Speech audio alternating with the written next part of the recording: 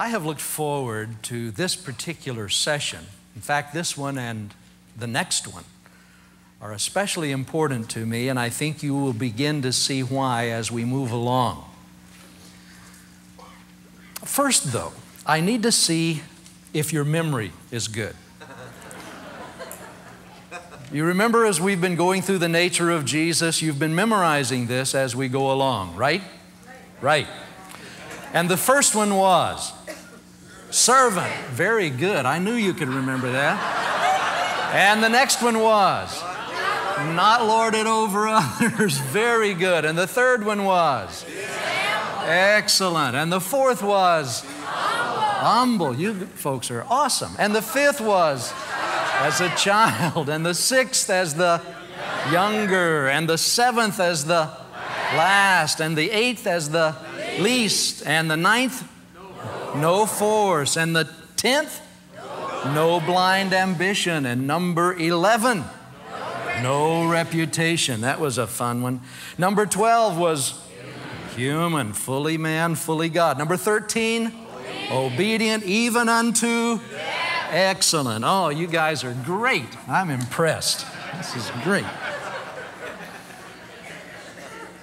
Now, we tend to see, or at least many do, tend to see God the Father as different from Jesus. They see them as different personalities in a sense. Well, they are different persons. But the thing is, God doesn't change.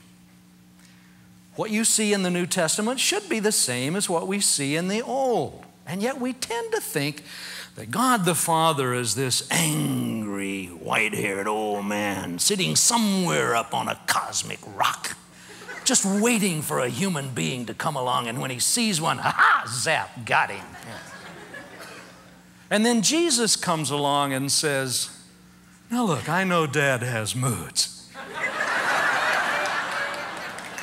but you stick with me and I'll get you things, you know. But that cannot be, because Jesus says, when you've seen me, you've seen the Father. Well, surely we've missed something. Surely, if this is true, that when you've seen Jesus, you've seen the Father, we've missed something.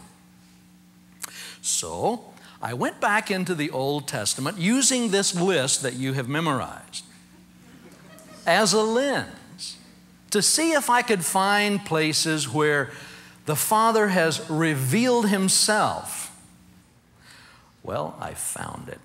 I found something that meets the criteria. I was so excited I could hardly stand it.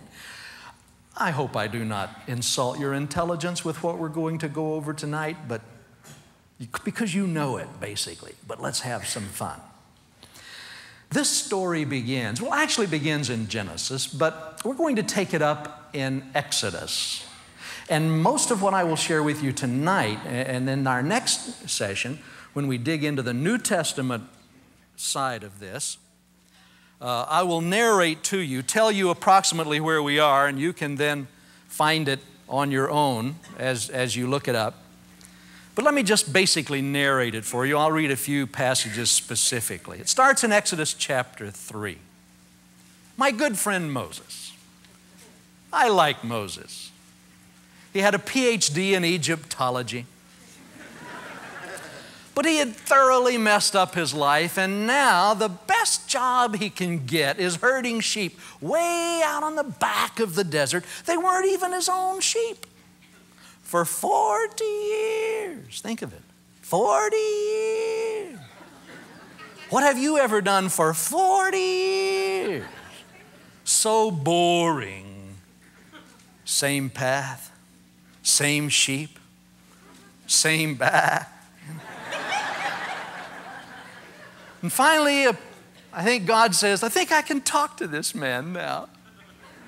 You know, I have often prayed, God, please don't let me get so hard-headed that it takes you 40 years to get my attention. So God says, I think I can talk to this man now, and He sets a bush on fire. You ever wondered which bush? I mean, how did God pick one? There were billions of thorn bushes like that in the desert. Did he Have a Mr. Thornbush of Israel contest or what? Well, I think he just looked for one that would burn and that was available. So he sets this bush on fire. And Moses, bored to tears in the desert, sees it. He said, all right, something different in the desert. Let's go check it out. He was 80, you know, and he gets over there and discovers that it was not your typical bush. It didn't burn up. In fact, it was even more different than that. It spoke. And it knew his name. Moses, Moses. What?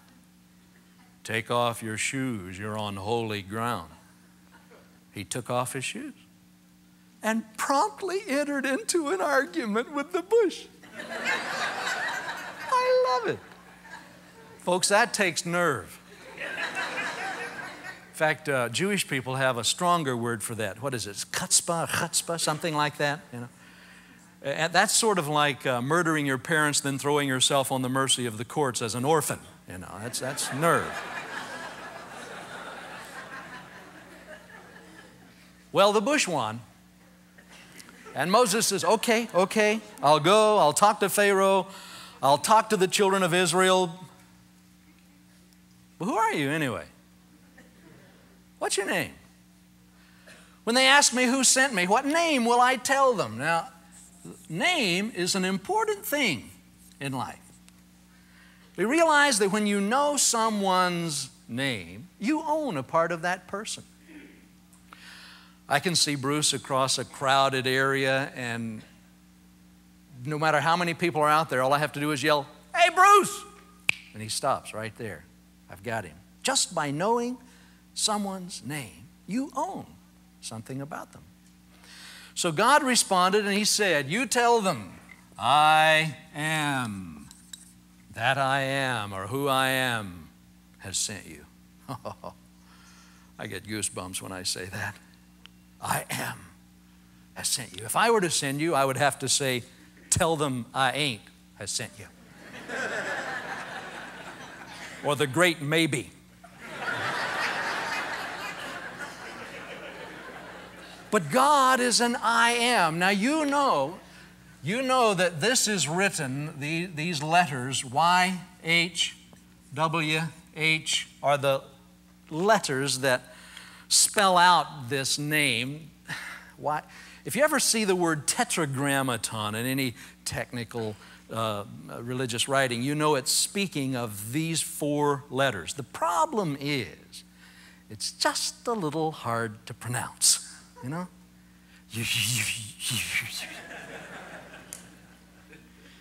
Now, I have a dear rabbi friend, outstanding rabbi, with whom I've been in conversation over this passage, and he says to me that we lost the pronunciation of this name many centuries ago.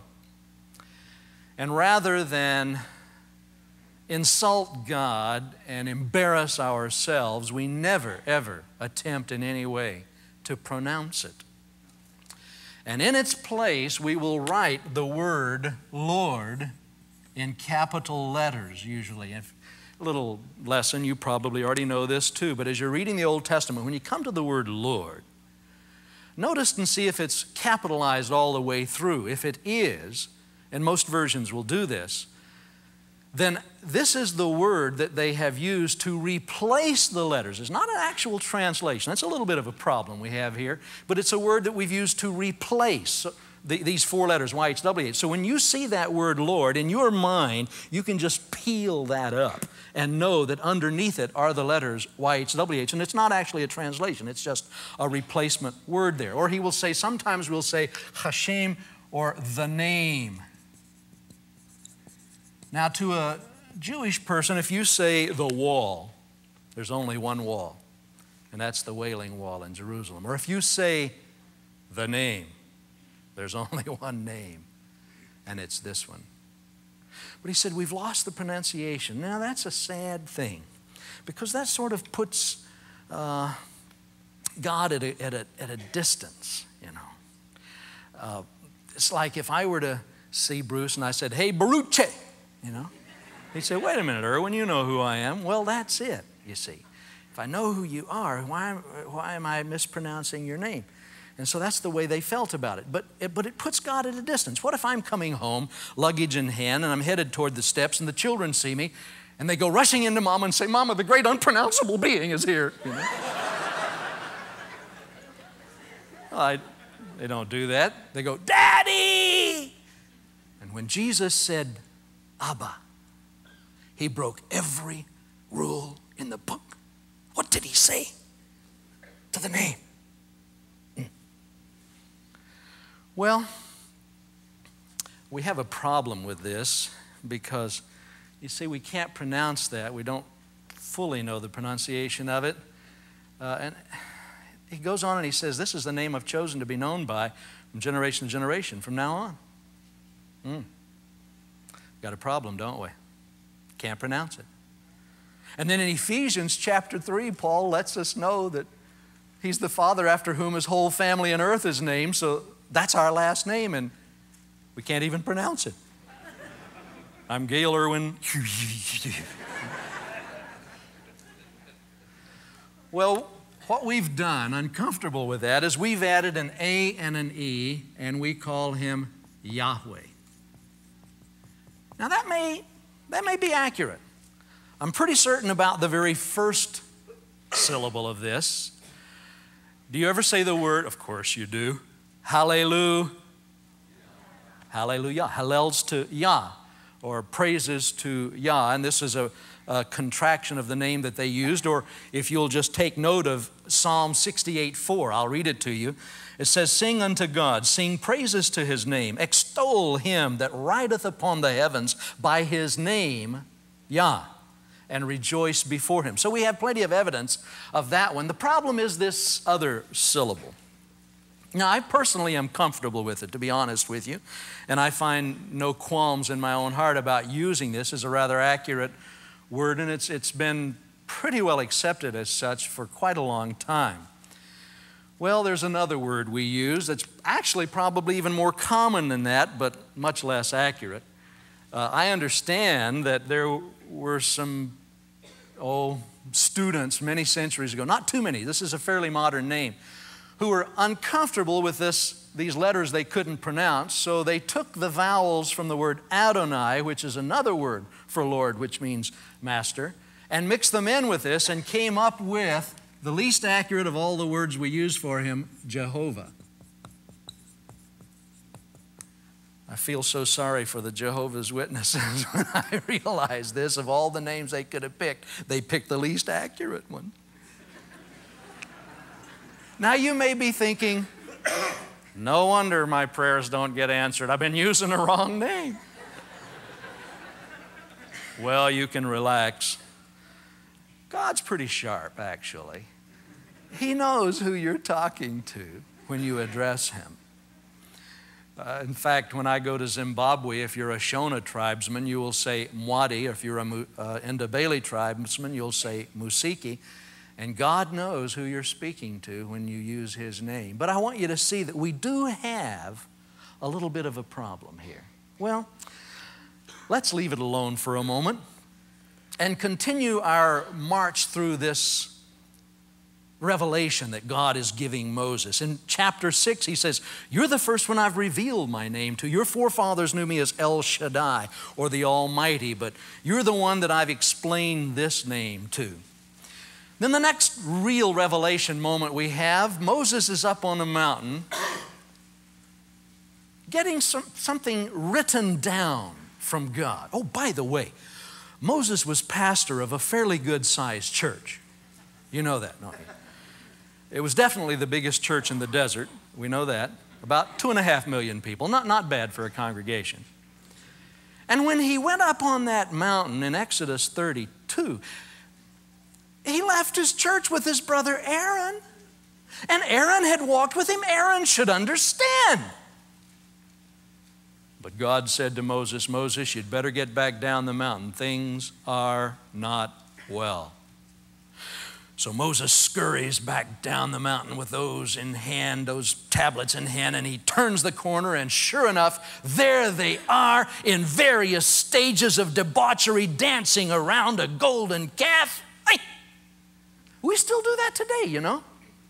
If gold's involved, hey, here we come. And it was all Moses could handle, and in anger he threw those tablets down and broke them and went up to Aaron and says, Aaron, what's going on? Aaron says, I don't know. I just threw in the gold and out came this calf. What can I say? And then he says to Moses the saddest words pastor can hear.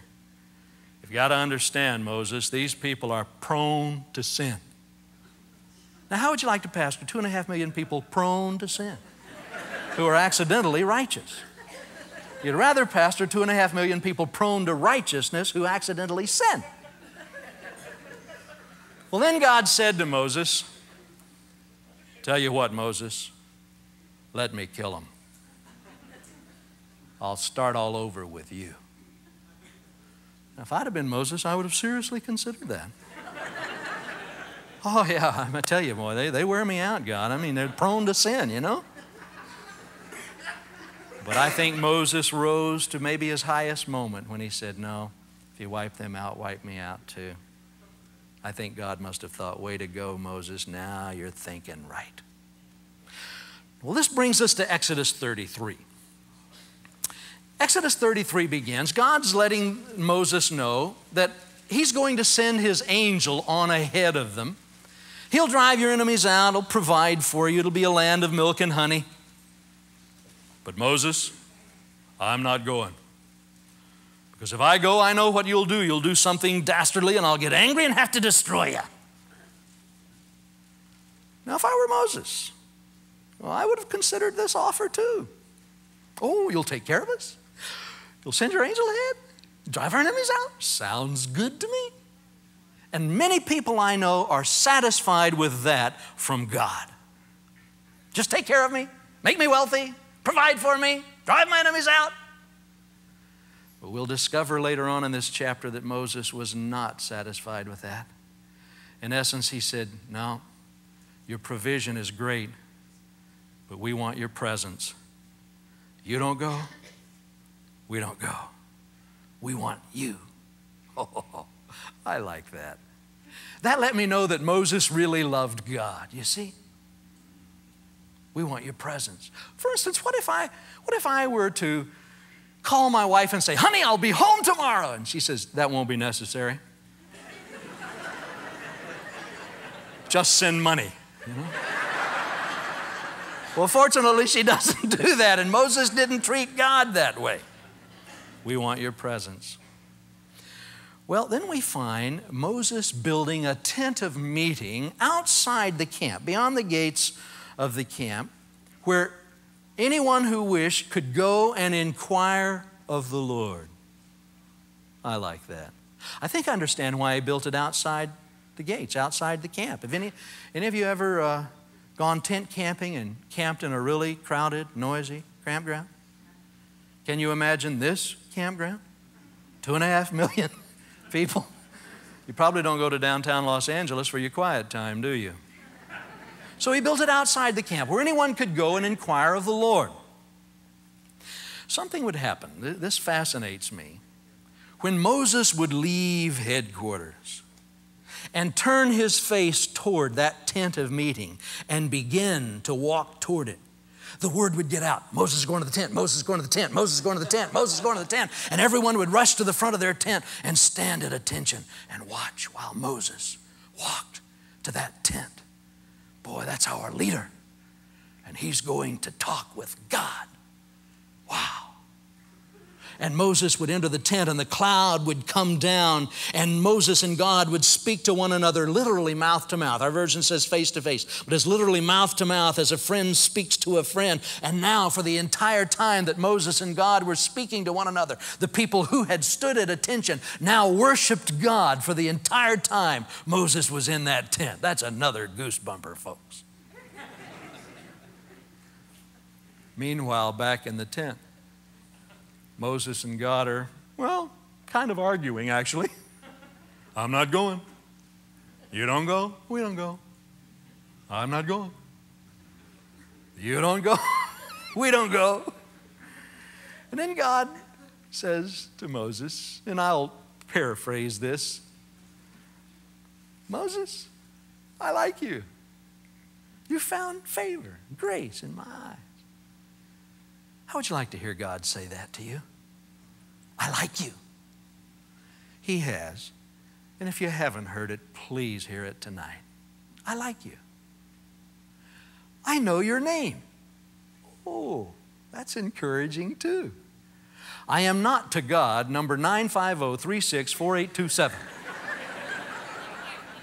I know your name, Gayle. Strange name for a guy, but I know it. Yeah.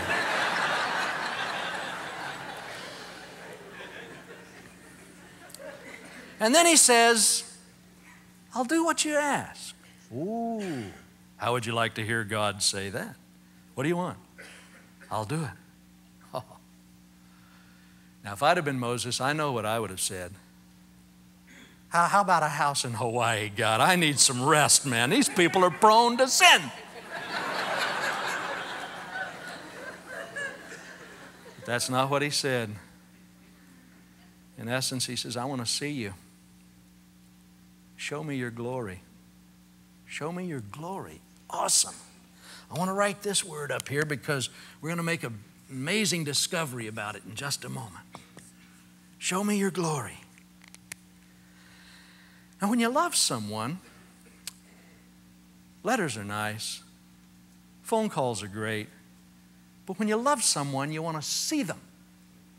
And Moses is saying that, God, I want to see you. Show me your glory. If you'll do what I ask, if I found favor in your eyes, if you know my name, show me your glory. I've often wondered just what is the glory of God. Have you ever wondered that? When it came down, when they dedicated the tabernacle and the temple, the glory of God was so strong that the priests couldn't even minister. And it caused them to come up with a word to describe this dwelling presence. It's not really a biblical word, but it's a good word, Shekinah, in an attempt to explain this glory. What is it anyway? Is it a cloud that comes up out of the ground and wraps around you and you don't dare look or your face will melt like in Raiders of the Lost Ark or something? What is it?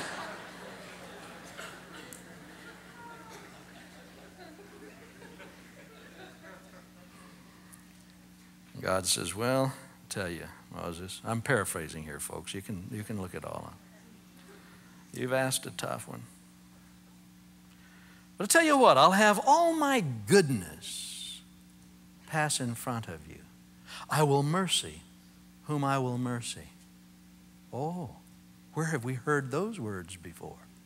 Psalm 23, David says, surely goodness and mercy will chase me. Follow me all the days of my life. You ever wondered what's chasing you? Now you know. Slow down. Let it catch you. And he says, I will proclaim my name or preach my name or define my name or explain my name.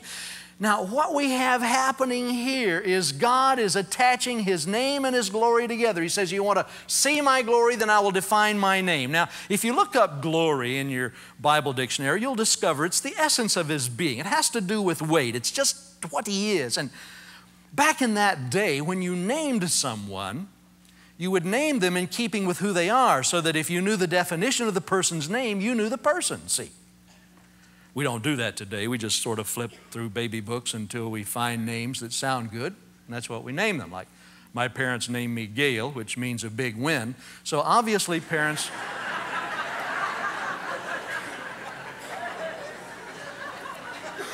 So at any rate, God is here saying, I will define my name for you so you will know the very essence of my being. You will know what I am, and that's the same thing as my glory. So here He attaches name and glory together.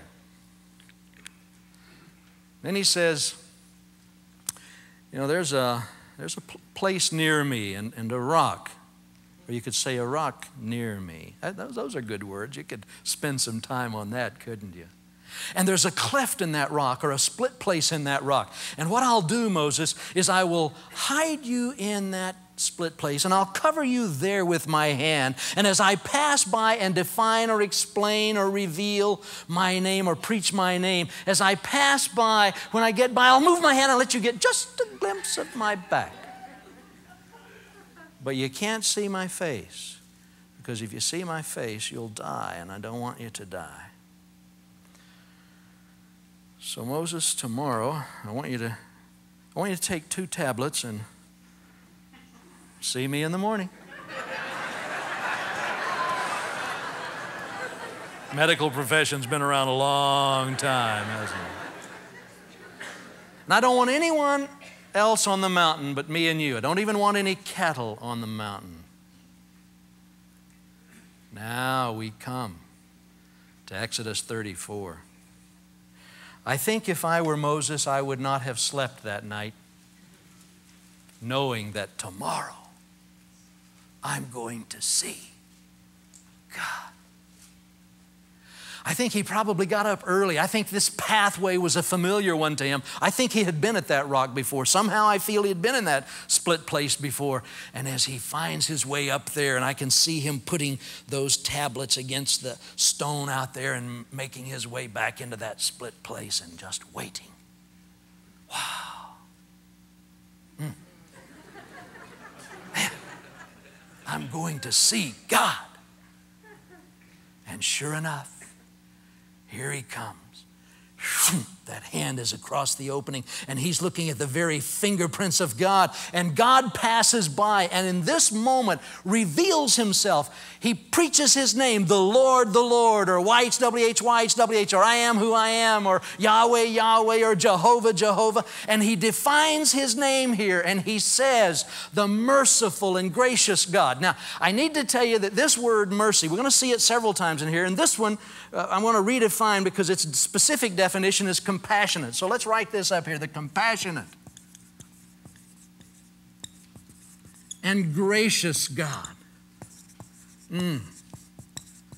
Compassion. Oh, this is a very tender word. It is pity, moved to do something about it. It's the same kind of tenderness of a parent who is teaching its child how to walk and protecting as it goes along. And if it stumbles and falls, it picks it up, dusts it off, hugs it, and places it back down and protects it as it walks along. That kind of tenderness, compassionate. Jesus was moved with compassion. And gracious, or this incredible favor toward us. Oh, grace. You know, I once preached, God help me, that you have to balance grace and the law. But you can't do it, you know. I need to tell you, God's warped. He's warped. The law is fulfilled, but what has happened to grace and mercy? It gets renewed, doesn't it? How often? Every morning. Incredible. When you woke up this morning, God looked at you and said, ooh.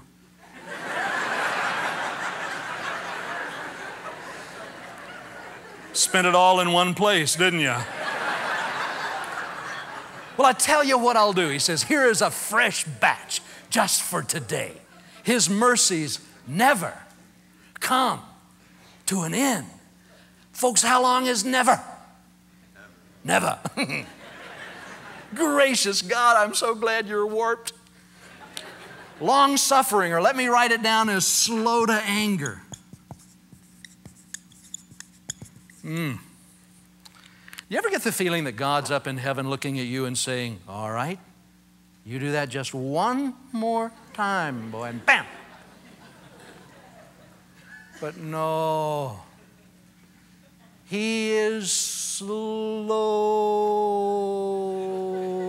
to anger.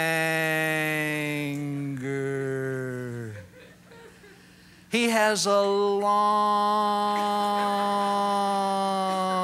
fuse. God is not touchy.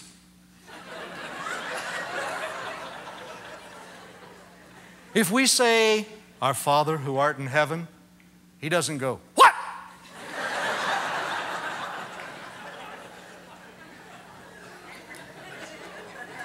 No, he is slow to anger.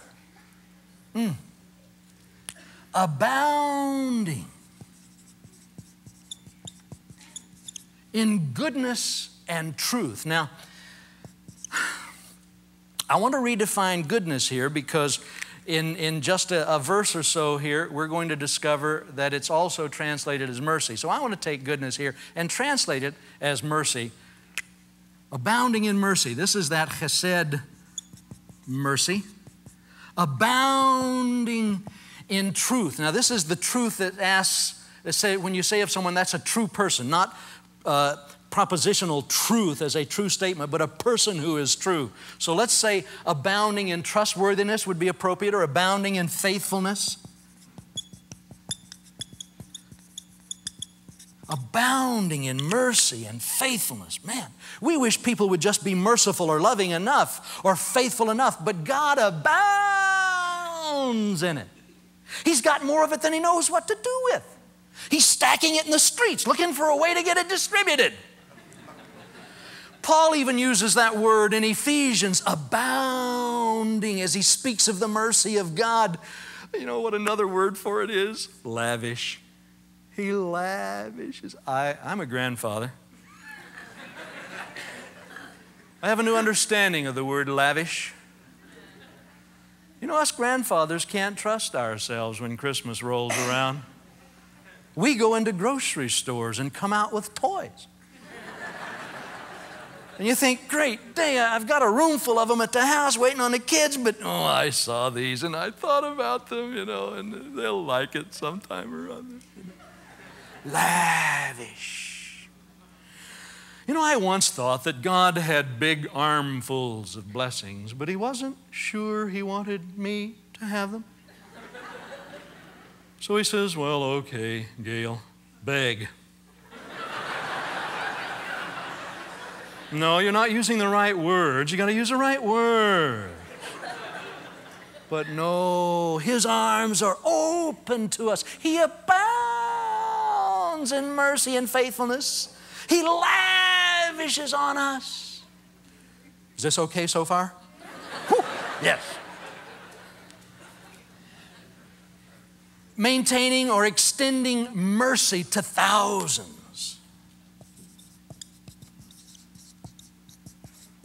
My rabbi friend says that's literally mercy to the thousands generation, and one or two translations translate it that way.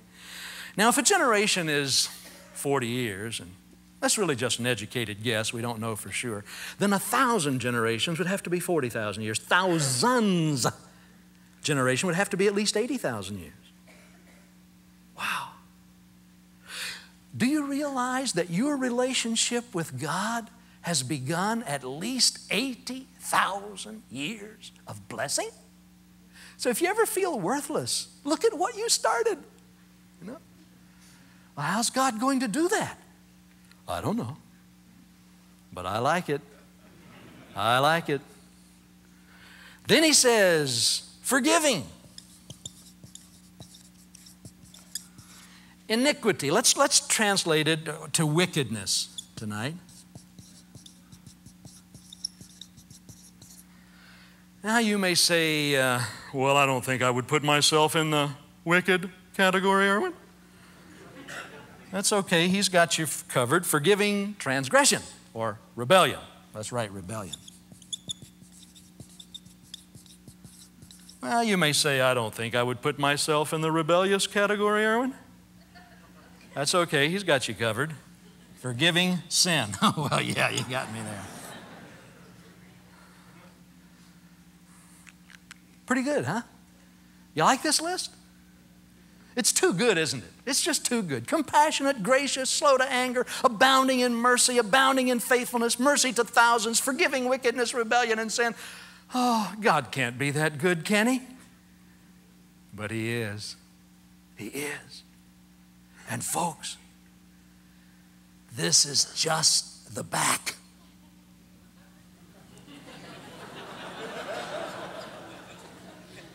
I understand why Moses could not have seen the face. It would have blown every fuse in his body. If God is this good and this is just the back, whoa.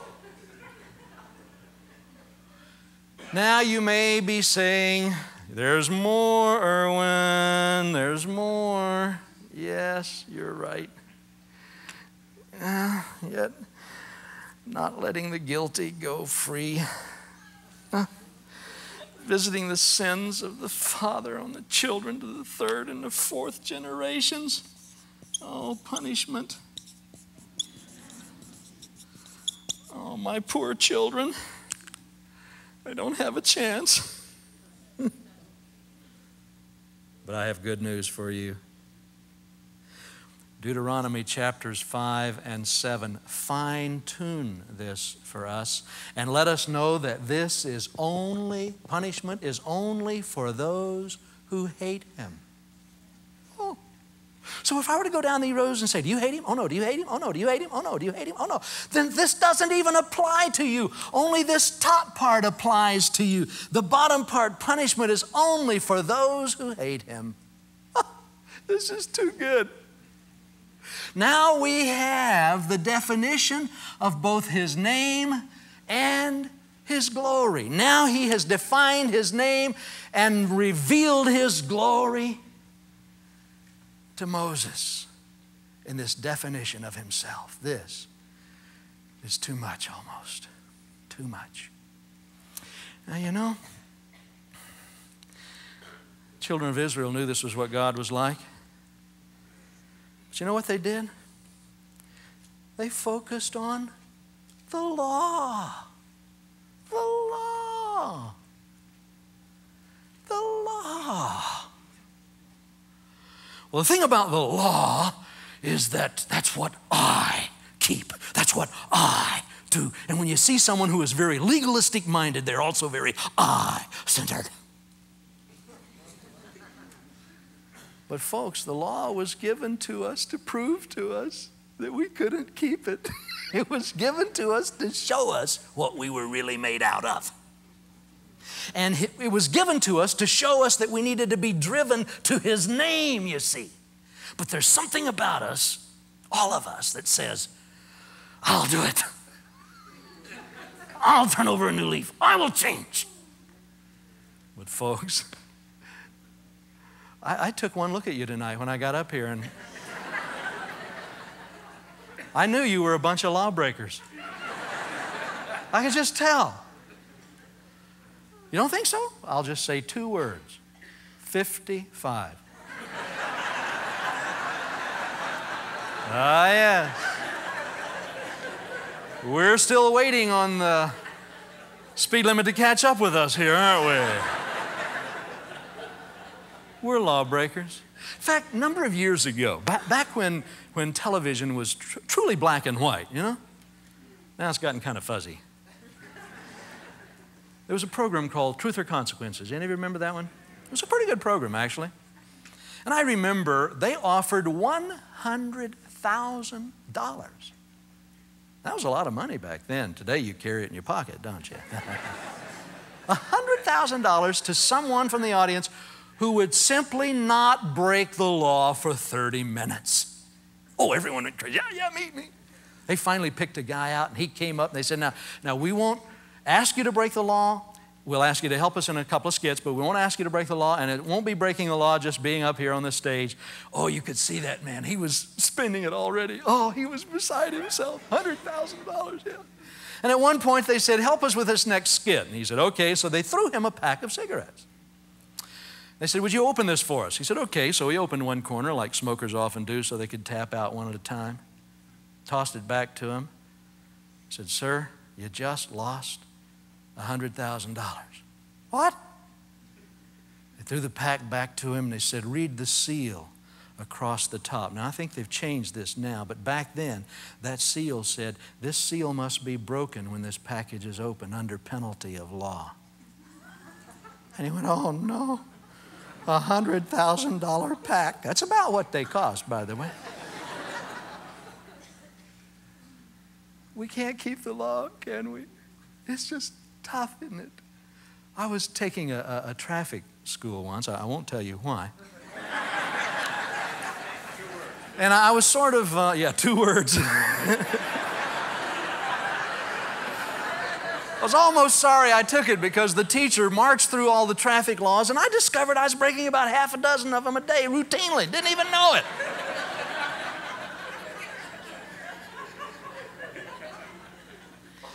but the law was given to drive us to His name. You see, that's why we can say, and now it'll begin to make some sense to you, the name of the Lord. These words is a strong tower. Remember that?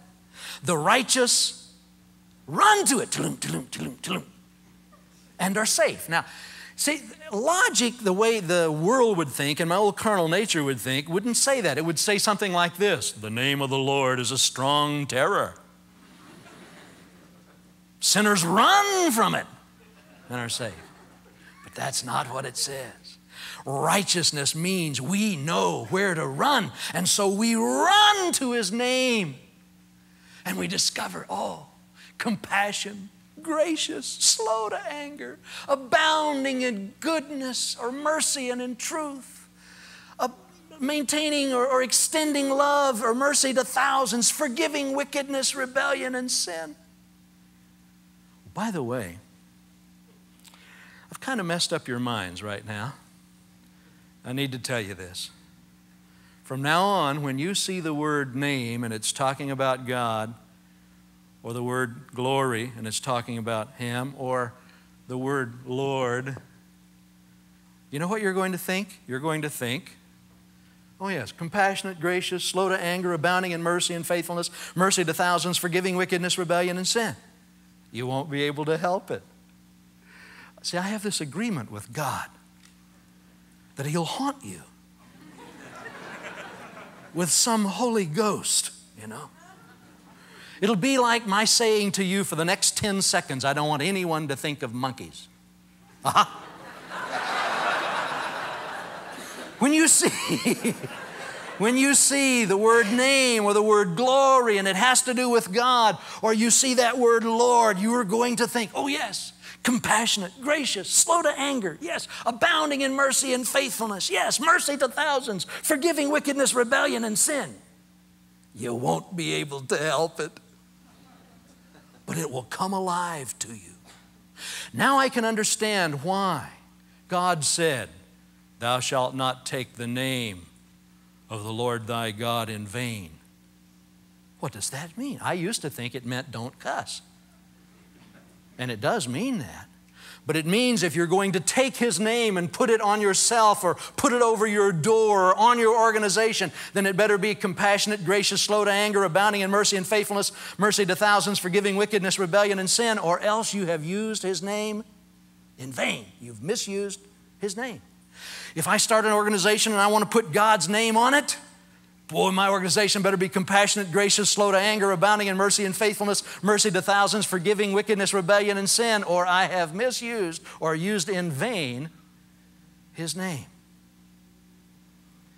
You will have fun going through the Bible now and looking for these words, because bling, it will explode in your mind. David knew that this was what God was like.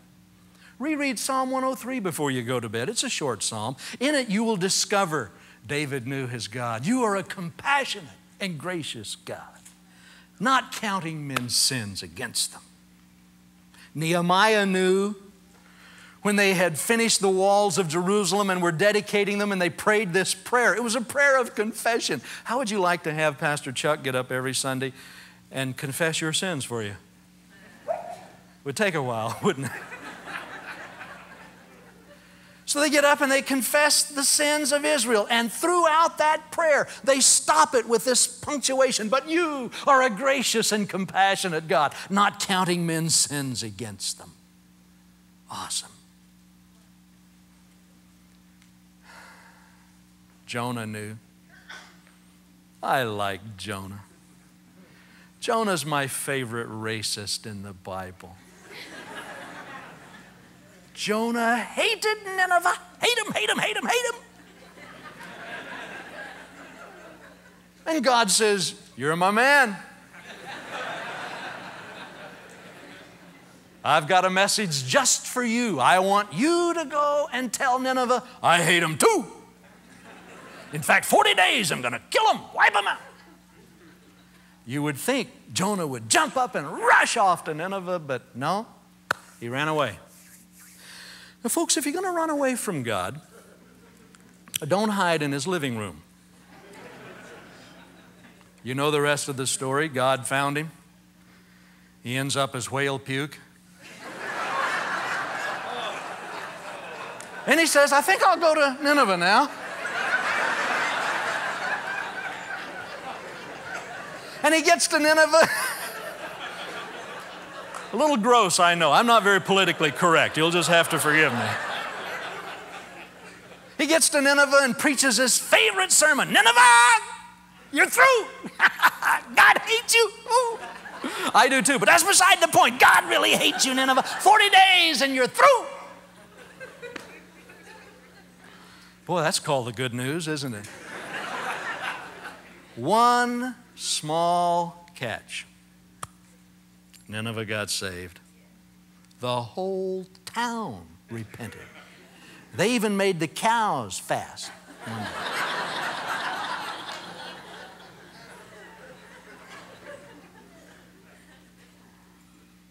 But that didn't slow Jonah down. Oh, no. Day 40 rolls around. He finds a safe place where he can see the fireworks. This will be good. But nothing happened. You know what he did? He went over and he sat down and he pouted. You ever pout? No. Well, folks, this wasn't just an ordinary pout. This was a prophetic pout. I have an idea that his lips hung down around his knees, you know. He sat there, so pouty, man, this gourd grows over his head and gives him shit. I mean, he's pouting in the sun. He's thankful for that, and then God sends a worm, kills the gourd, gets mad. You know, later on, you know, Nineveh backslid and was destroyed. And sometimes I think Jonah, who brought the revival, was the man who killed it also. I can see him sitting over there pouting. Moms and dads and their children walk by, and a little boy says, Daddy, who's that man over there? Well, that's the pastor, son. Really? What's the matter with him? Oh, he's angry. Really? Why? Because we're still alive. Oh.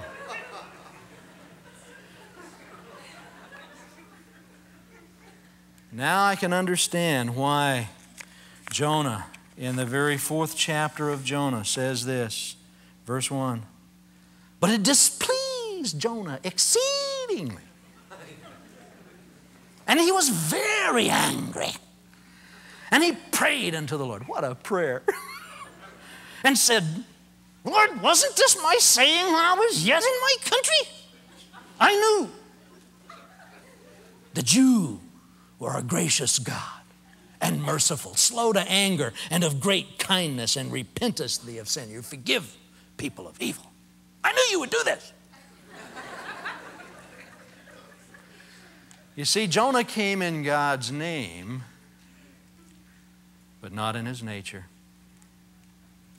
And my heart cries out, oh God, wherever you send me, somehow enable me not just to go in your name, but to go in your nature. Wherever I go, whatever I do, however you choose for me to serve you, somehow, Lord, help me be compassionate and gracious. Let me be slow to anger. Let me abound in mercy and faithfulness. Let me extend mercy to thousands. Enable me also to forgive wickedness, rebellion, and sin as I clothe myself with you. His name. Now you know what it means. You know what He's like. And if tonight you have viewed God the Father in some other way, if you have felt distant from Him, uneasy, edgy around Him, if you have found it difficult to love Him because you didn't know He was this way, tonight, adjust your thinking. and understand that this God of mercy has come near you. You don't have to be afraid. He's slow to anger. He is filled with compassion and grace. He abounds in mercy and faithfulness.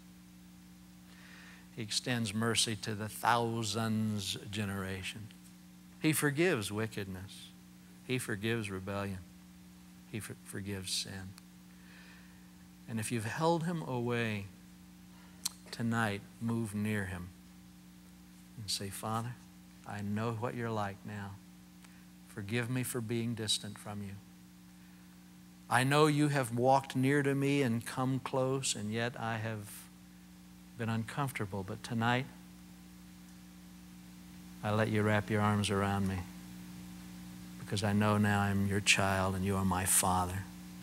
And I gladly have you for a father. I gladly be your child. Tell him that.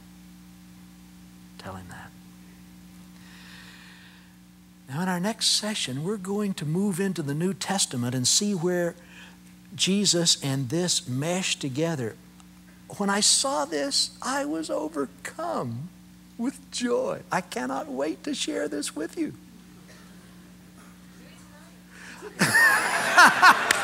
Thank you. I can't tonight. It's another hour. However, there's one more thing we can do. Because now that you see this, something comes alive in ways that it might not have before. You know this by heart. You even sing it.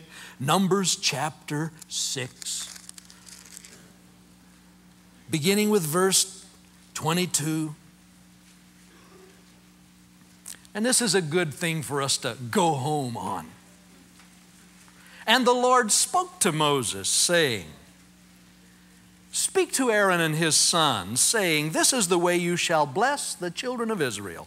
Say to them, The Lord bless you and keep you. The Lord make his face shine upon you and be gracious to you. The Lord lift up his countenance upon you and give you peace. You know it, don't you? But look at the next verse. So they shall put my name on the children of Israel, and I will bless them. This is a powerful blessing, folks. It enables us literally to put God's name on people. He has issued us a stamp pad with his name. And all we have to do is go to people and say, the Lord bless you and keep you. The Lord lift up his face upon you, make his face shine upon you and be gracious to you. The Lord lift up his countenance upon you and give you peace. Dun, dun. The Lord bless you and keep you, make his face shine upon you, lift up his countenance upon you and give you peace. Dun, dun. Lord bless you and keep you. Dun, dun. And if you forget everything except the Lord bless you, he understands shorthand. Don't worry. What a ministry you have tonight to the people who you are with, who are around you, who you are yet going to meet tonight or tomorrow. Get your stamp pad out. It's your ticket to leave here tonight. We won't let you out until you stamp someone. Husbands and wives, maybe you've never done this for each other before. Maybe you've never said this to each other. Maybe all you've ever said was, "Where's my socks?"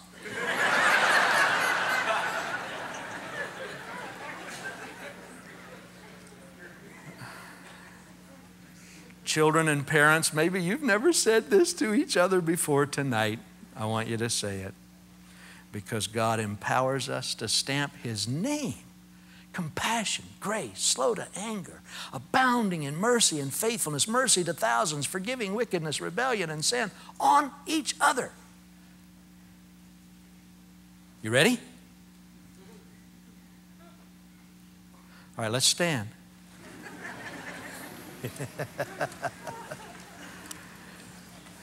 Folks, this is dismissal. I'm not going to do anything after this. It's your job now. Get your stamp pads. Hunt somebody. Start with the person next to you and then get carried away, will you? Ready? Go!